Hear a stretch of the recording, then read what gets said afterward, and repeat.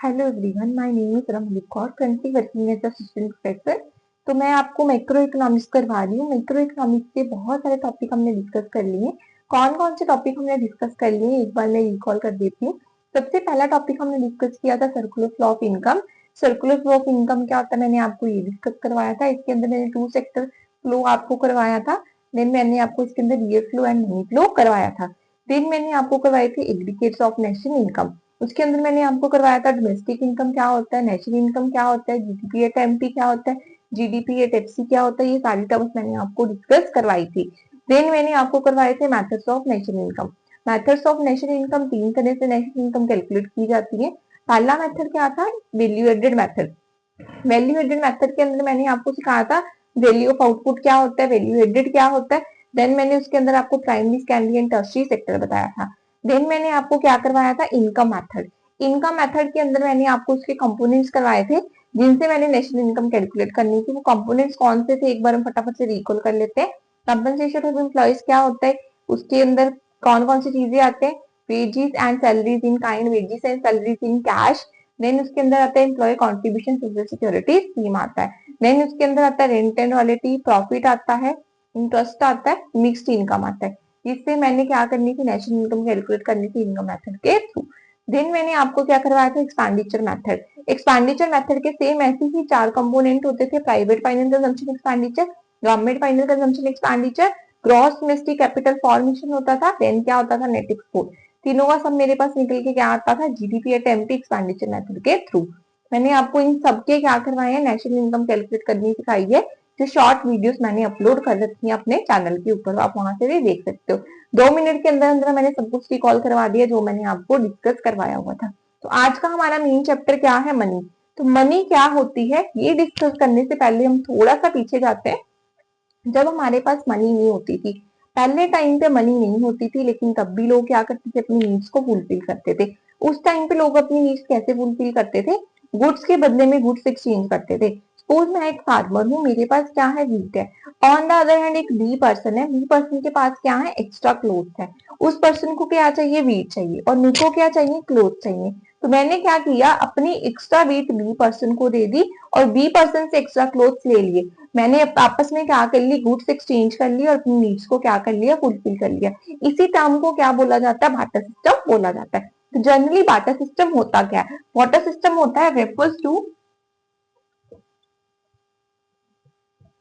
Exchange of goods and services.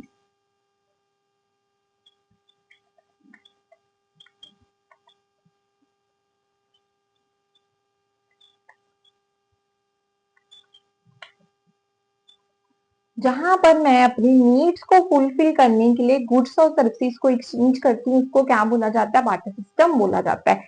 इसको क्या बोला जाता है, और सीसी इकोनॉमी भी बोला जाता है। सी किसके लिए स्टैंड करती है, सी stand for commodity.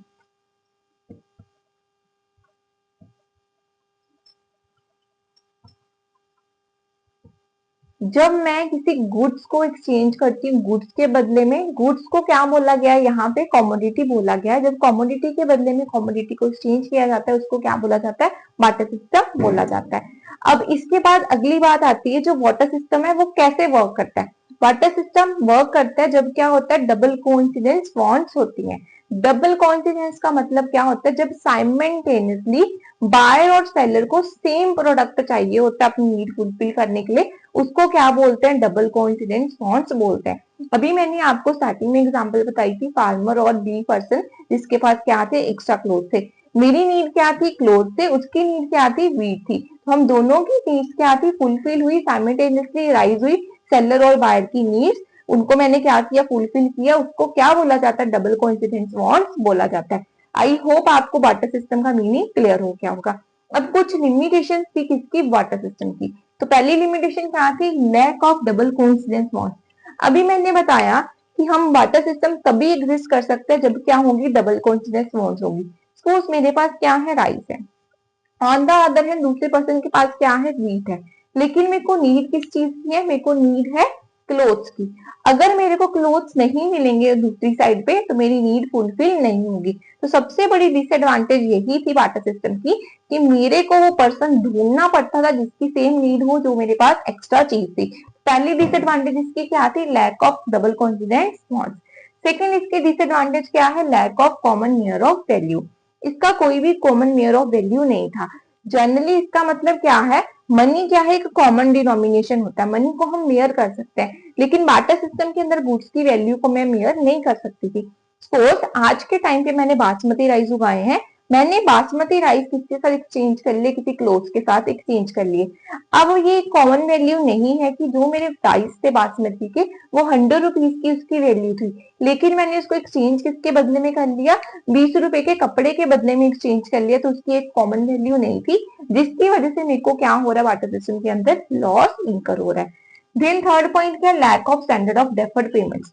Deferred payments क्या होती है? जो पेमेंट्स हम फ्यूचर के अंदर करते हैं उसको क्या बोला जाता है? डेफर्ड पेमेंट बोला जाता है। तो जनरली आज मैंने इसके अंदर 3 पॉइंट्स की बात करते हैं। पहला पॉइंट क्या है? आज मैंने जो बासमती राइस एक पर्सन के साथ एक्सचेंज किए हैं, फ्यूचर में उसकी क्वालिटी इंश्योर नहीं है, सेम क्वालिटी के राइस मेरे को वापस आएंगे। पहली डिसएडवांटेज इसके अंदर ये है। सेकेंड डिसएडवांटेज इसके अंदर ये है कि हो सकता है आज मैंने अच्छी क्वालिटी की चीज दी है अगले पर्सन को, लेकिन रिटर्न में मेरे को वो चीज नहीं मिलेगी, तो मेरे को क्या हो जाएगा? लॉस हो जाएगा। लास्ट पॉइंट क्या है? Lack of store of value. तो जनरली जो भी हमारे जो बाटा सिस्टम के अंदर गुड्स होती है इसको मैं स्टोर करके नहीं रख सकती। एग्जांपल लेते हैं व्हीट और राइस की। व्हीट और राइस को मैं ज्यादा टाइम तक स्टोर करके नहीं रख सकती। अगर मैं इसको ज्यादा टाइम स्टोर करके रखूंगी इसकी इतनी ज्यादा ड्यूरेबिलिटी नहीं होती। सपोज मैंने अगर व्हीट और राइस को ज्यादा टाइम तक स्टोर करके रखा, इसकी वैल्यू क्या हो जाएगी? कम हो जाएगी, ये खराब होनी शुरू हो जाएगी, इसकी क्वालिटी सेम नहीं रहेगी, इसकी वैल्यू सेम नहीं रहेगी।